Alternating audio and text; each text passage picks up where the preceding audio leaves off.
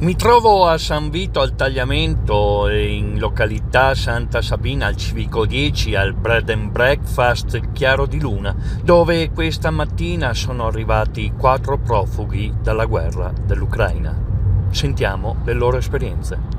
Vengono da una città, una provincia che è verso vicino alla Polonia, però quando ho cominciato è stato bombardato anche zona da loro 10 km quasi da casa sua, e per cui hanno avuto tanto spavento. Allora il papà andava a viaggi perché faceva come suo lavoro, andava su e giù, portava gente all'estero. Con un furgone, lui trasporta, come autista, trasporta persone sì. dall'Ucraina all'Italia. Da Ucraina a Polonia. Sì. Tornando a Ucraina era tanta fila, stando russo alla dogana, e il giorno dopo è scoppiata questa guerra. È sentito tutto quello che è successo anche vicino a casa sua e ha preso tanta paura. È rimasto lì a Polonia, è chiamato tramite telefono sempre con lei. C'era il grande pullman che portavano solo donne e bambini, così anche lei ha preso 2 bambini e si è caricata su quel grande pullman che c'era 2 piani e hanno cominciato questo viaggio. È stato lungo perché è stati quasi 48 ore di arrivare alla dogana, di passare. Poi quando ho passato, lui d'altra parte già aspettato, così ha preso, ricaricato. Diciamo che il marito sì, ha aspettato in dogana, tra la Polonia e l'Ucraina, ha aspettato la moglie e i 2 bambini. Mi dici i nomi del bambino? La Svetlana e Tarasek. Bene, invece la moglie... La mamma Ludmila e il papà Taras. Ok, perfetto.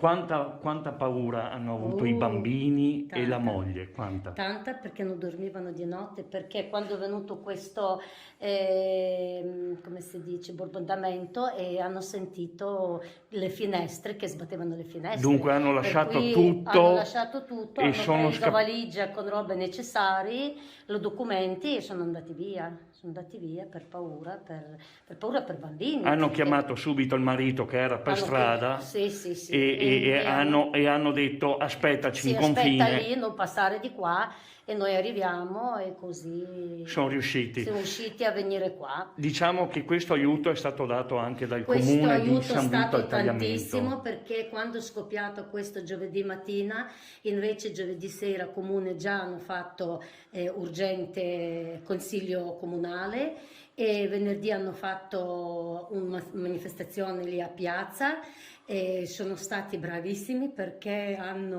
abbiamo sentito tanto il suo appoggio, tanto il suo aiuto, dal sindaco, da tutti i suoi collaborativi, da tutti, da gente. Tutti chiedevano se avevamo bisogno di qualcosa, ogni roba, per cui è un grado, hanno cuore grandissimo per tutto questo, e dopo hanno aiutato, hanno organizzato, anche stamattina hanno portato tutto bello, tutto pulito, da mangiare, da tutto.